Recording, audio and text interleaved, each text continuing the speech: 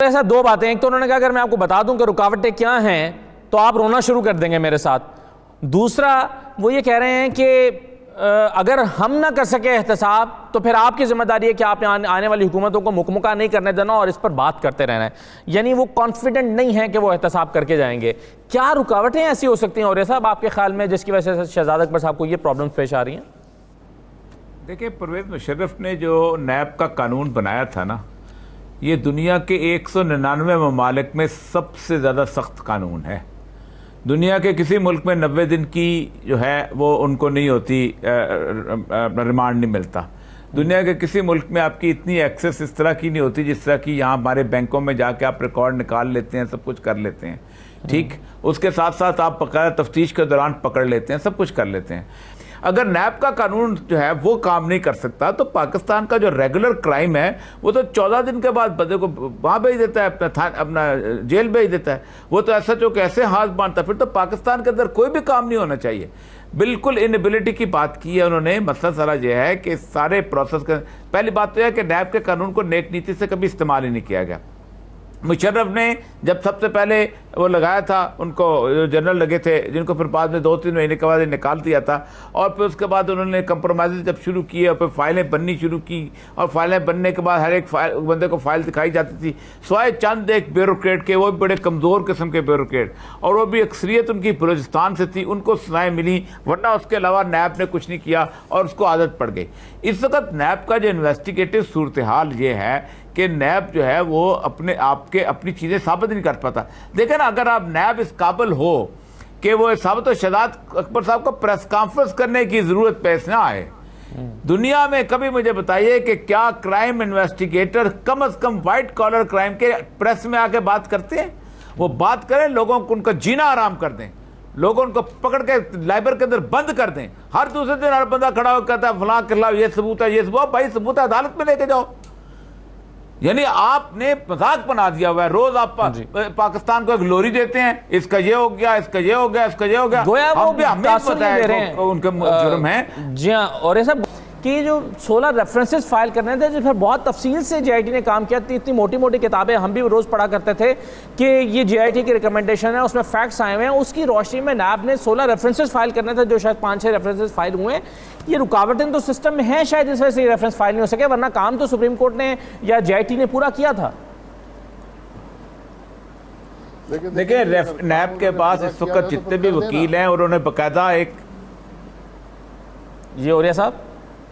अच्छा जी मैं कह रहा था कि नैब के पास इस वक्त जितने भी लोग उन्होंने हायर किए हुए हैं वो कहता पैकेजेस पे हायर किए हुए हैं, और उनके ठीक ठाक पैकेजेस हैं जो कवत का तफसील अरसे से वहाँ पर मौजूद है। आप मुझे ये बताइए कि गुज़श्ता 2 सालों में आप अच्छे पैकेज के ऊपर नैब के अंदर अपॉइंटमेंट ही नहीं कर सके। ये कैसी अजीबोगरीब सी बात है। और नैब बुनियादी तौर पे उस तरह का इंडिपेंडेंट अदारा कभी नहीं होता कि जिस तरह का इंडिपेंडेंट अदारा समझा जाता है। उसका बजट गवर्नमेंट देता है, उसका अपॉइंटमेंट वो कैबिनेट के मातहत आता है, उसके ऊपर एक मिनिस्टर मौजूद है। तो एक बात तो ये मसला यही है कि या तो इनिशिएटिव कहीं लैक करता है, मुझे लगता यही है, और ये कहीं ना कहीं जाके वो कहते हैं पानी कहीं जाके मरता ज़रूर है। ये बात ज़रूर है कि जो हमारे सामने इतना खुल खुला के बातें हो रही हैं, और ये तो सच्ची बात यह है कि इस तरह की बातें करके ये अपनी ही हंसी उड़वाते हैं। 2 साल बाद लोग ये पूछते हैं कि ये अब तुमने जो कुछ देखा था क्या किया। 1.5 साल बाद पूछेंगे, 4 साल बाद पूछेंगे। अब तक 2 साल के अंदर केसेस अदालतों के अंदर पहुँच कर जाना चाहिए, फैसले हो चुके होने चाहिए थे, लेकिन नहीं, बस क्या कर सकते हैं। दो इंतहाएं हमें देखने में आती हैं। और ये साहब, एक तरफ बयानात की हद तक मैं बात कर रहा हूँ, एक तरफ ये है कि हमारी पॉलिसी इतनी कामयाब है कि न्यूयॉर्क उसको फॉलो कर रहा है, मुराद साहब कहते हैं, और दूसरी तरफ ये है कि कोई पॉलिसी सिरे से मौजूद ही नहीं है। ये अपोजिशन का नुक्ता नज़र है। कोई दरमियान का रास्ता है? और ये साहब देखिए, ना तो न्यूयॉर्क फॉलो कर रहा है हमें, और ना न्यूयॉर्क जिस तरह के न्यूयॉर्क के अंदर अगर मुराद साहब चले जाएँ तो मुराद साहब जो हैं वो प्रेस कॉन्फ्रेंस भी ना कर सकें। इस तरह रोज़ उनको कोई वज़ीर जो है ना वो आके तकरीर नहीं कर रहा, ना वहाँ पार्लियामेंट के इजलास हो रहे हैं, ना वहाँ पर कांग्रेस चल रही है। वहाँ पर लॉकडाउन है तो मुकम्मल लॉकडाउन है। तो एक बात तो ये याद रखिए कि वहाँ कोई इस तरह की सूरत हाल नहीं होती। दूसरी बात मैं आपको बताऊँ, अब हमने केस ख़राब कर दिया। और बात जो अरशद हसन से बिल्कुल ठीक की है। हमने पहले दिन से केस खराब कर लिया, अब तो जो करना है कोरोना ने करना है इस मुल्क के साथ। और उसकी कोरोना वजह यह है कि मैं इस वक्त पाकिस्तान के इलेक्टेड रिप्रेजेंटेटिव बात नहीं कर रहा, पाकिस्तान के अंदर जिन लोगों के हाथ में ये दिया गया था उनको पाकिस्तान की अलग का इल्म नहीं था। वो सारे के सारे वो थे कि जब मैं 1000 दफ़ा अपनी फिक्रा दोहराता हूँ कि जो पाकिस्तान से बाहर रहते थे, पाकिस्तान में 15 दिन के लिए आते थे, अपना सैनिटाइज़र साथ लाते थे, अपना पानी साथ लाते थे, उनको कुछ इल्म नहीं था। आप अंदाज़ा करें कि मैंने 1000 दफ़ा बताया है कि जिस वक्त तफ्तान का इंसिडेंट हुआ है तो तफर मिर्जा साहब जिन्होंने सारी ज़िंदगी WHO में गुजारी, वो वहाँ पहुँचे और आके उन्होंने स्टेटमेंट दे दिया कि तफ्तान में तो वहाँ कोई बिल्डिंग ही नहीं है। हालांकि मैं वहाँ खुद रहा हूँ, मैं को 50 दफ़ा तफ्तान गया हूँगा, वहाँ PTDC का होटल मौजूद था, सब कुछ। अब हमने ख़राब कर दिया, छोड़ें, लंबी बातों को छोड़ दें। अब तो वो बात सही है कि अब हमने इसके साथ ज़िंदा रहना है। लेकिन एक बात याद रखें, अगर आप पाकिस्तान की आवाम को ये नहीं जानते कि पाकिस्तान की आवाम जो है ये लोगों का आपकी तकरीरों से नहीं मानती, पाकिस्तान की आवाम को हमने स्ट्रिक्टली फॉलो कराना होता है। जिस मुल्क के अंदर, यानी आप मजाक की बात है ना कि जिस मुल्क के अंदर इशारे के ऊपर पुलिस की जरूरत नहीं होती, आप पुलिस वाला खड़ा करते हैं क्योंकि हम इशारा तोड़ने के आदमी हैं। हमको इतना नहीं पता था कि यहाँ स्ट्रिक्टली लॉकडाउन कराना है, हम उनको जनाब अपीलें करते रहे कि आप ये मान लें, आप ये मान लें। ये बेसिक एडमिनिस्ट्रेशन की सेंस होती है। आप अगर 15-20 दिन लॉकडाउन कर लेते आपके हालात ठीक हो जाते, लेकिन आप जो रोज़ के 1000-1200 बढ़ रहे हैं, ये मल्टीप्लिकेशन हो गई।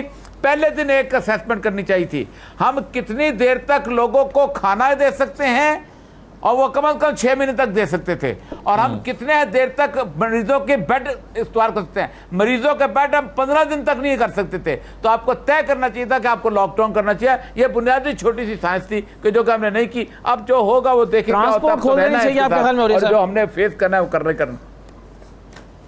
जी, ट्रांसपोर्ट खोल देनी चाहिए आपके ख्याल में? देखिए बात मसला पता क्या है, मेरी बात सुने, आपने बाजार खोले ना, ताजर जो रो रहे थे, जो पीट रहे थे, जो चीख रहे थे, ना किसी ताजर ने 10 रुपए का अपना वो नहीं दिया किसी को, जो होता है मुंह पे लगाने वाला मास्क, किसी बंदे ने सैनिटाइजर नहीं दिया।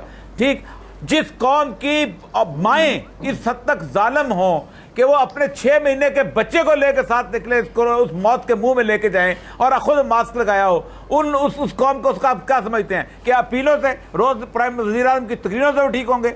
आपको कौम का मिजाज समझना चाहिए था। ये होता है सियासतदान का और एक आम आदमी का फ़र्क कि सियासतदान कौम का मिजाज समझता है, उसी के मुताबिक फैसले करता है।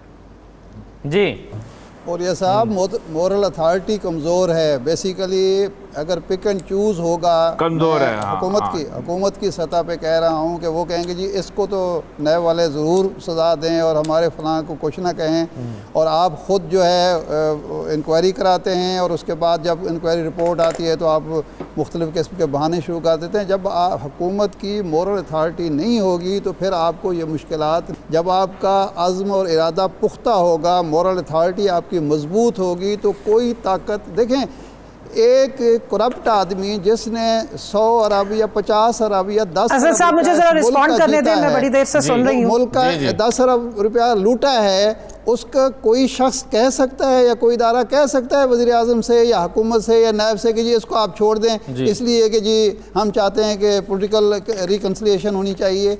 अब आप खुद अगर कमज़ोर पड़ जाएंगे तो फिर हर आदमी कहेगा कि ठीक है। जी कमल साहबा।